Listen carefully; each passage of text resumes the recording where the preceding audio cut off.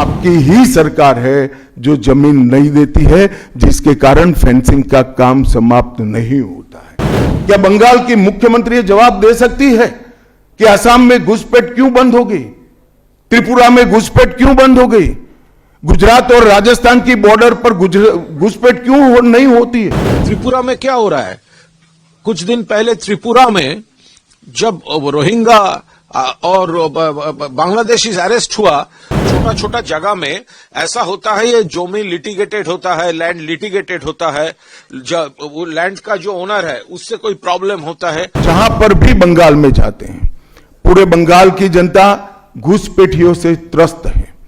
क्या कोई राज्य सरकार ऐसी हो सकती है जो घुसपैठियों की पनाहगाह अपने राज्य को बना दे? राष्ट्रीय सुरक्षा पर कितना बड़ा खतरा है, इसका जवाब बंगाल की मुख्यमंत्री ने बंगाल के चुनाव में दे।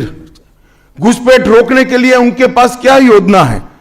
आर्टिकल 370 हटता है, वो विरोध करती है। सीएए लाकर बंगाल के शरणार्थियों को नागरिकता देने का हम कार्यक्रम करते हैं, वो विरोध करती हैं। और वो ठीकरा फोड़ते हैं कि बीएसएफ है, वो रोक नहीं रही है। ममता जी, मैं आज आपको इस सार्वजनिक प्रेस वार्ता में पूछना चाहता हूं कि कौन सी सरकार है बांग्लादेश की पूरी सीमा पर जो वाड़बंदी करने के लिए, बॉर्डर पर फेंसिंग करने के लिए जमीन नहीं देती है? अगर आप जवाब न दे पाए तो मैं ही देता हूं।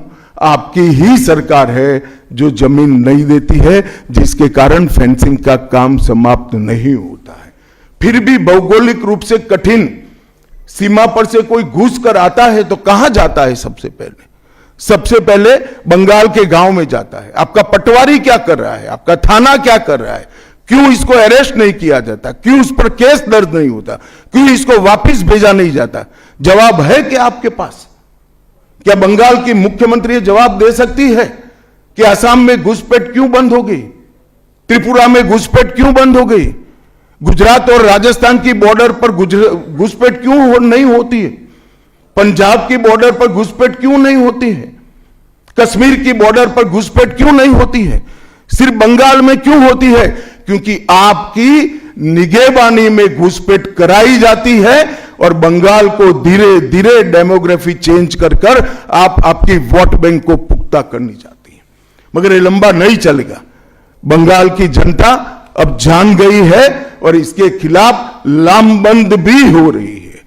जितने बार अमित शाह जी के मुंह से ये घुसपैठियों ये शब्द निकालेगा, उतने बार आप लोग समझ लेगा वो अमित शाह जी वो सेम साइड गोल कर बैठे हैं। क्योंकि वो बॉर्डर तो उसके पास है, not only the border line but also 50 kilometres from border वो लॉ अमेंड करके बॉर्डर लाइन से 50 किलोमीटर्स वो बीएसएफ के अंडर में ले लिया है।